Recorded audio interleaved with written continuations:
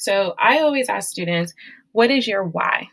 Depending on who you are, depending on your family, and where you're at in legacy building, will determine how you can choose your major.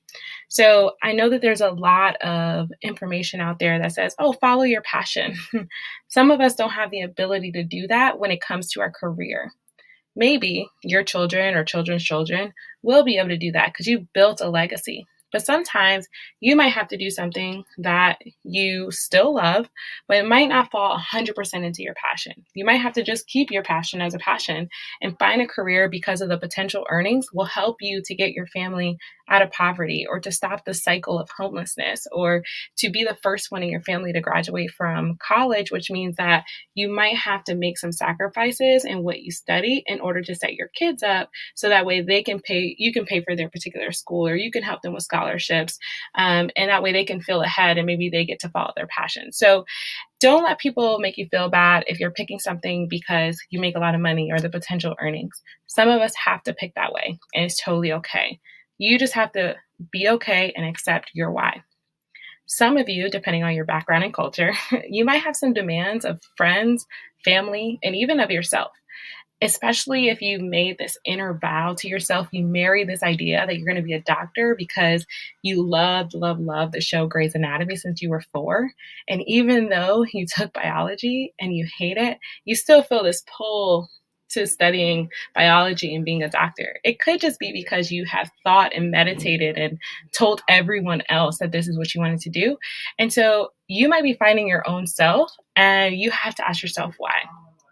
But for some of you, especially when it comes to family and cultural backgrounds and who's paying for school, you might have to study what it is that they want. And so there are ways for you to still find happiness and joy. A lot of times we equate who we are, like our identity, with what we do for work. And so people will say to you, like, who are you? Tell me more about you. The first thing that they'll normally say is, oh, I'm this, I'm that, I work here. We have to learn to be more holistic in who we are, right? We don't have to answer with what we do. And so sometimes when we start to merge those two, we could find unhappiness. But I know tons of people who sacrificed what they wanted to study and they did what their family wanted. And just to give you a hint, a lot of times if your family's pressuring you, it's probably to be a doctor, lawyer, engineer, nurse, or an accountant, right? In that order. And so if that's the case, you have to find ways around it. And then you be the person that when you have children or you're able to influence other children, you can say, hey, you don't have to study anything particularly. What do you love to learn, right? And so sometimes in order to keep the peace in the household, in order to continuously get your tuition checks and your tuition paid for, you do have to go with the demands of your family. And so again, accepting that that's your why, and unless you have an option for you to pay for yourself, you might have to do that. And then some of you just drifted into a major. Maybe you heard a guest speaker, you saw a TV show, maybe your family introduced you to someone and you've just been so excited about what they do and you know that that is something you want to do. Other reasons why people pick a major, inspiration from teachers. You took an internship and you realize, wow, I can see myself doing this. I like being out in the field. I like this idea of being an architect and building cities and making cool apartments for people to live in.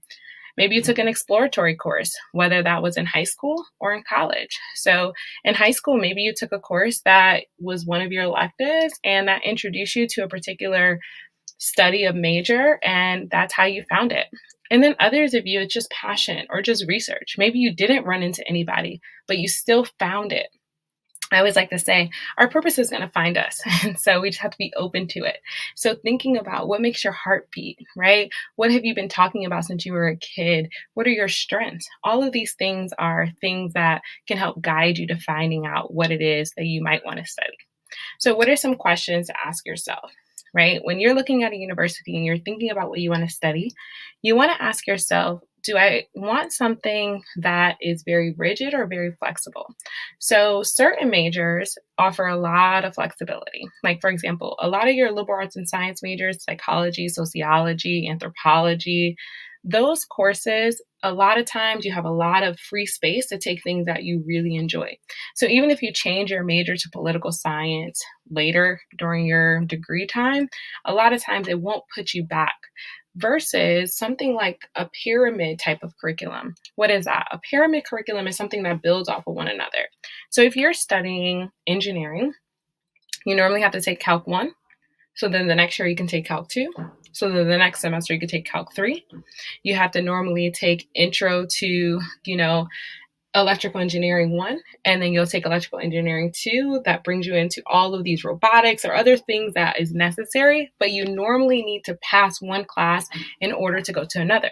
We call those courses that have prerequisites. And so if it's a pyramid style program, a lot of times those are going to be your science, technology, engineering, and math, as well as some business courses. They're going to be a little bit more rigid.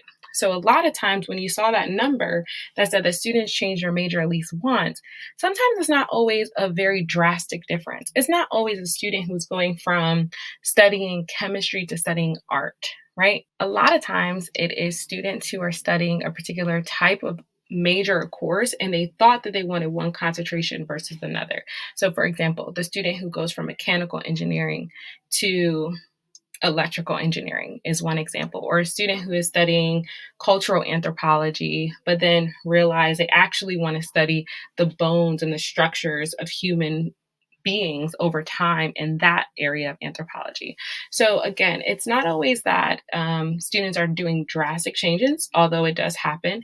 It's a lot of times the students who are just finding out their niche.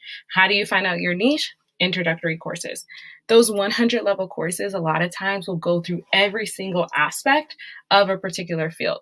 So if you're doing psychology, introduction to psychology, if you're doing introduction to engineering, a lot of times they'll break down every single area of that field, which is why during the core curriculum, it's so great for you to take these introductory courses, because those courses will then allow you to say, that's the part of it that I like.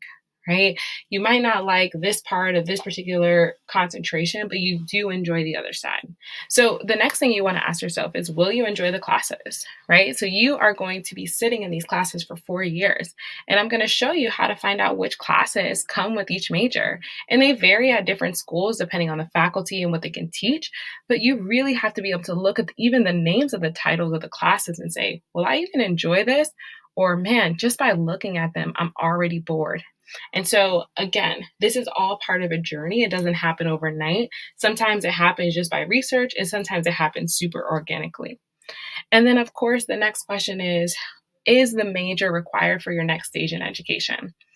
Fun fact, at an Ivy League institution, the number one major that students who are pre-med have is actually called the history of science. And you might be thinking, oh, I thought that they would study biology, right? Because they have to prepare to be in med school. But no, remember, med school and law school are just tracks, right? You have to take certain classes for med school and if you want to become a veterinarian. But for some of the particular ones, it's really just a guide for you to take some courses here or there. And for med school, it's a particular list of courses that you have to take. And you can go to the pre-med website or the American Medical Association to look up what courses are required for when you apply to med school. You don't need a whole degree in biology to be able to apply in med school. You can major in math, you can major in anthropology, you can major in history. As long as you get those courses such as bio, organic chemistry, other courses, anatomy and physiology that they might require, as long as you have those on your transcript, you can apply. So some of you might have been freed up from that thought just now. Maybe you thought you had to study political science in order to go to law school. No, you can study anything. And so this is why academic advising is so important. Anytime you're questioning something and you don't know, don't go by your own knowledge or understanding. Don't even go by your friends. Talk to someone who absolutely knows and can help guide you in this process.